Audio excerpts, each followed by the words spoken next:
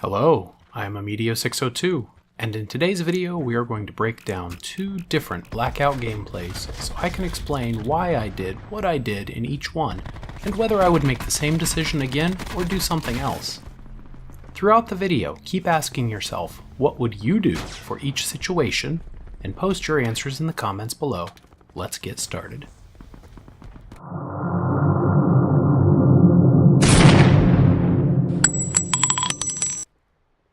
Our first clip here is from early in the game.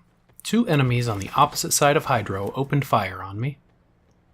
As you can see, my initial reaction was to engage them, but this was dangerous, especially without armor.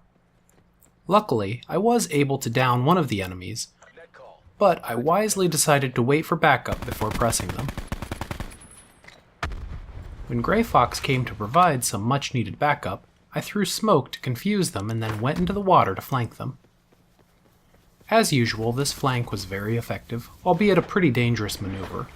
Getting downed in the water usually means instant death. This engagement worked out well for us, but throwing the smoke as cover to escape after the initial ambush would have been a great way to get out of a bad situation. The flank was also pretty dangerous. I probably should have stayed back and played this one a bit safer. As you can see right here, I get stunned and decide to stay in the water for an extra couple seconds until the stun wears off. That was a smart move and was all the difference in this gameplay clip. Our next clip shows just how dangerous the water can be. A boat stopped near us, and I think these two guys were actually fighting each other. We eliminated the enemy standing on the boat, and then found the other enemy looting underwater, making for two nice, easy kills. I think we played this situation pretty well and wouldn't change much, although going in the water was a high-risk, high-reward move. In our third clip, I open fire on an unsuspecting enemy crossing the field. He tries to escape, but a well-placed grenade catches him off guard. If I could change one thing here, I'd say I shouldn't have reloaded when I did. I didn't really need to reload at that point and could have been killed as a result.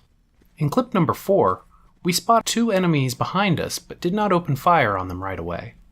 We knew that we had a really long run ahead of us to get to the next circle, but we also didn't want them to get behind us. We tried to be sneaky, but at some point they started firing on us. I threw down a trophy system to protect against throwables, but then, like an idiot, I ran too far away from it. That was a mistake, and I almost died to a Molotov because of it. We had the high ground though, and since they had to come to us, we just waited for the storm to start moving, and then killed them as they ran toward us. This storm was far too fast to outrun though, but luckily, they had just enough healing items for us to make it out alive. The biggest risks here were letting the enemies get behind us, or not having enough healing to outlast the storm. A vehicle sure would have been nice here, but I wouldn't have changed much else in that situation. Alright, our last clip from this gameplay highlights the importance of situational awareness. Let me set the stage for you. Only 5 players were alive. There's Gray Fox and me, obviously, and we have another team of 2 on the hill opposite us, to the south. This team of 2 is right beside the pipeline running along the southern edge of the map. We had one other player who was unaccounted for as well, and we were trying to balance fighting the team to the south with avoiding being surprised by the lone player. At some point, we do manage to spot the lone player at around 240 southwest, where I'm looking right now. We only had one rock to hide behind for the 2 of us, and decided to play it cool and just lay low as long as possible after the initial skirmish. We knew the team on the south side of the hill was very aggressive, and we were hoping for one of 2 possible outcomes. Either the lone player ambushed them as they pushed toward us, or us ambushing the team of 2 if they started fighting the lone player. As you can see in the gameplay here, our patience is going to pay off. The team of 2 players is about to rush the lone player on the hill at 240. As they do, Gray Fox and I pull off a well-coordinated attack and manage to get the victory. I definitely wouldn't change anything about this situation, other than possibly having better equipment for a desert fight. A SWAT with a 3X just isn't my go-to gun. I would have much rather had a KN or a sniper rifle. As you can see here, we're about to approach the player at 240 west. We're down to 4 guys remaining. and I'm going to get a nice easy kill on this guy right here to win the game. Alright! Take it. All objectives complete. Stand down. But I'm not going to leave you guys hanging with just one victory, though, especially not some old, drab, winter season gameplay from back in February. Let's find something a little more recent. Just because I'm a boring old guy doesn't mean I only have boring old gameplays. Let's get something from the new Spectre Rising update. How are you guys liking the update, by the way? Drop a comment, I'm curious to hear what you all think about it. In this gameplay, it was actually very late in the game. It was down to only 15 guys before we even managed to get one kill for our group. I'm not exactly sure how that happened, but we had been in a few short fights beforehand. Anyway, Saber and I were both pretty low on ammo and nervous about going near these houses with the orange roofs.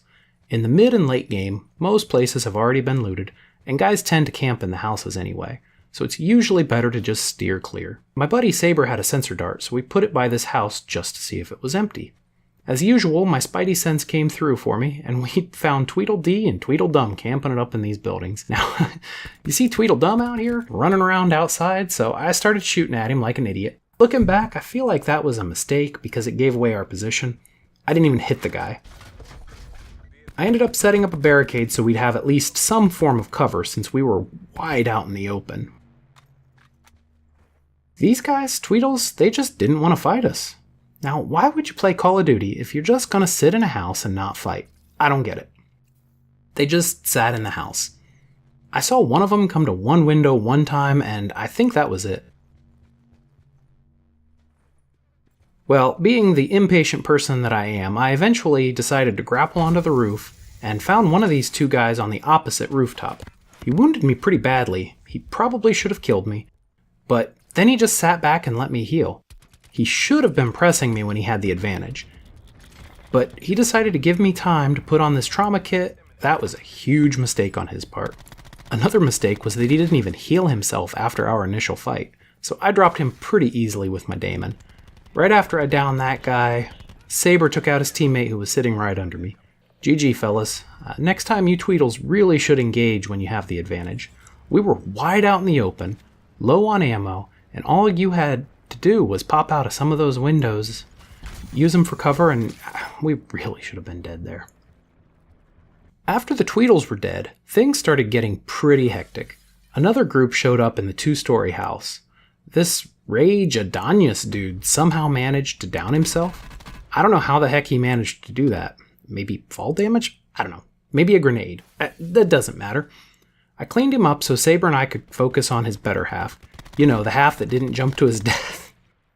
Actually, this other dude downed Saber, but didn't press us at all. Reviving Saber could have been a huge mistake here since we still had a threat in the area. Do notice when I pick up Saber, though, I did put a barricade down to cover one entrance and face the other direction while I was reviving. That was to ensure that if I did see the enemy, that I would have at least some chance to escape. I probably should have waited to revive him until I'd eliminated the threat, but Mr. Two-Story House here, man, he didn't even try to come after us. I think he just thought we were gonna down ourselves like his Adonius buddy. I don't know what he was thinking, but that was a mistake on his part. He should have pressed while one of us was down. Mr. Two-Story House made the same mistake as Tweedledee and Tweedledum. He didn't push when he had the advantage. He just sat in the house and waited for us.